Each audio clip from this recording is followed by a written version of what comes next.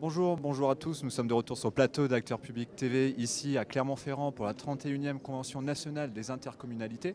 On poursuit nos échanges autour du thème de cette 31e édition, les intercommunalités au cœur de la relance. Et pour en parler, j'ai le plaisir d'accueillir Madame la Ministre. Bonjour. Bonjour. Merci d'être présente sur le plateau d'Acteurs Publics TV. On est en octobre 2021, quasiment 2 ans après la promulgation de la loi Engagement et Proximité, dont le but était notamment de conforter la place des maires dans les intercommunalités. Où en est-on aujourd'hui? Est-ce que les relations et la gouvernance entre les intercos et les communes se sont améliorées selon vous? Alors merci de rappeler cette loi effectivement de décembre 2019 où l'essentiel du contenu de la loi portait sur les relations entre les maires et leur intercommunalité. Alors par exemple, rappelons qu'il y a dans ce texte la création des conférences des maires qui permettaient bien sûr de renforcer les liens d'information, de gouvernance entre tous les maires d'une intercommunalité et leurs intercommunalités, dans la mesure où ça n'était pas bien fait partout. C'est ça qu'il faut dire. Il faut dire que ça se faisait déjà naturellement. Mais prenons un deuxième exemple, si vous voulez. Déjà, le problème de l'eau et de l'assainissement était un sujet. Nous avons permis dans cette loi ce qu'on appelle les redélégations dans des cas particuliers où les maires, dans certains territoires, par exemple des territoires de montagne, les maires et leurs intercommunalités pouvaient trouver utile de redéléguer cette compétence aux communes. Ce n'était pas quelque chose de systématique, mais qui était adapté à chaque territoire. Je me permets de rappeler aussi que nous avons reculé le transfert jusqu'à 2006 pour l'eau et l'assainissement. Donc ça a été vraiment un souci de souplesse, de répondre aux élus. Mais on ne peut pas, à chaque fois qu'il y a une loi sur les territoires, remettre en cause ce qui a été décidé la fois d'avant. Je rappelle quand même que c'est dans la loi de 2010, sous le président Sarkozy, qu'il a été décidé que toutes les communes devaient faire partie d'une intercommunalité. Donc je pense que ça a apporté vraiment de la souplesse, mais en même temps, l'esprit intercommunal doit toujours être, conforté. Et je crois beaucoup que l'intercommunalité a beaucoup apporté sur les territoires.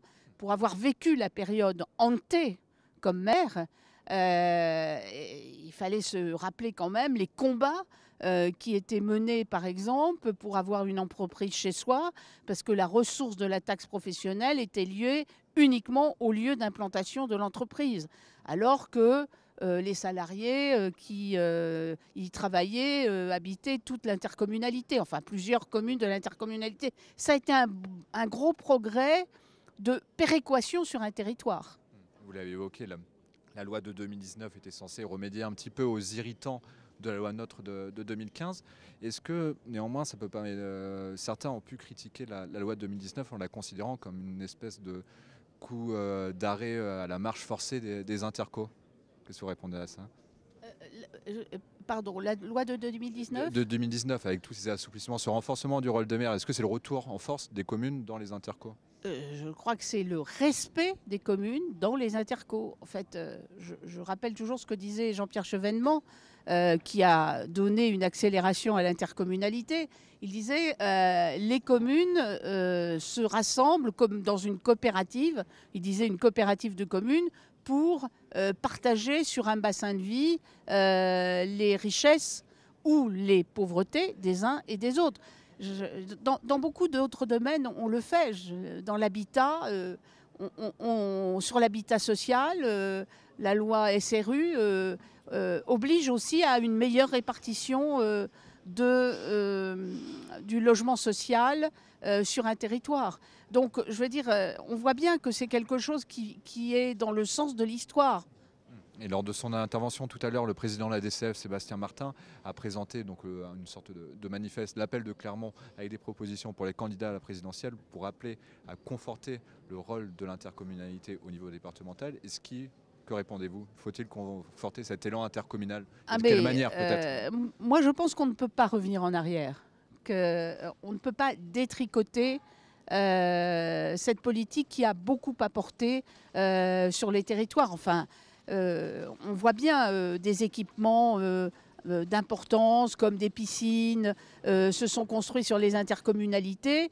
Elles n'étaient pas, comment dire, possibles dans la période où chacun vivait pour soi sur son propre territoire. Et une piscine, un équipement sportif autre qui se fait sur le territoire profite à tous les citoyens et tous les enfants de l'intercommunalité. Il y a sur un bassin de vie toujours des villes-centres, il y a des villes périphériques, il y a des zones rurales. Il faut trouver l'équilibre et aussi adapter en fonction de l'équipe. Prenons les transports. Dans la ville-centre, en général, on fait tourner des bus toute la journée. Il est clair que dans les communes rurales d'une même intercommunalité, on ne va pas faire passer des bus tous les jours parce que ça serait idiot et dépenser de l'argent pour rien. Mais mettre en place un service à la demande, par exemple, dans les communes rurales, c'est très intelligent. Vous avez parlé d'adaptation, on rejoint un peu le volet différenciation du projet de loi 3DS, décentralisation, différenciation, déconcentration et simplification. Le texte a été examiné et adopté par le Sénat en juillet dernier et il y avait plusieurs points, notamment sur l'assouplissement des répartitions des compétences. Il y avait un point qui était avancé et proposé par le Sénat, c'était ces compétences à la carte un petit peu. Quelle est votre position sur ce sujet? Compétences à la carte entre communes et interco. Oui, alors quand on fait de l'intercommunalité, il y a un minimum de solidarité. Mais qu'on fasse de la différenciation à l'intérieur, je viens de prendre un exemple sur les transports. Je suis tout à fait prêt à l'admettre pour d'autres points. Mais on ne peut pas, comment dire, laisser chaque commune choisir si elle participe ou pas à telle ou telle compétence. Parce que d'abord, ce serait un retour en arrière puisqu'on a mis les compétences obligatoires. Il y en a qui sont facultatives, il y en a qui supportent l'intérêt communautaire. Je crois qu'il y a un équilibre qui a été trouvé, à la fois pour que l'intercommunalité marche au sens qu'on soit solidaires les uns les autres, aussi bien sur le plan du service que sur le plan financier. Et donc, nous ne souhaitons pas, le gouvernement ne souhaite pas de retour en arrière. Voilà, le sujet sera évoqué en décembre lors de l'examen du projet de loi avec les députés. Donc c'est bien début décembre, c'est bien ça? Le 6 décembre. Ça commence le 6 décembre dans l'hémicycle. Les rapporteurs viennent d'être désignés à l'Assemblée nationale et on aura les commissions qui commenceront à partir du 20 novembre à peu près pour donc le débat dans l'hémicycle à partir du 6 décembre. Et le défi de la CMP après par la suite en début d'année. Merci beaucoup Madame la Ministre. Merci. Merci à tous et les échanges continuent sur Acteurs Publics TV dans le cadre de cette nouvelle convention nationale des intercommunalités. Merci à vous et à bientôt sur Acteurs Publics TV.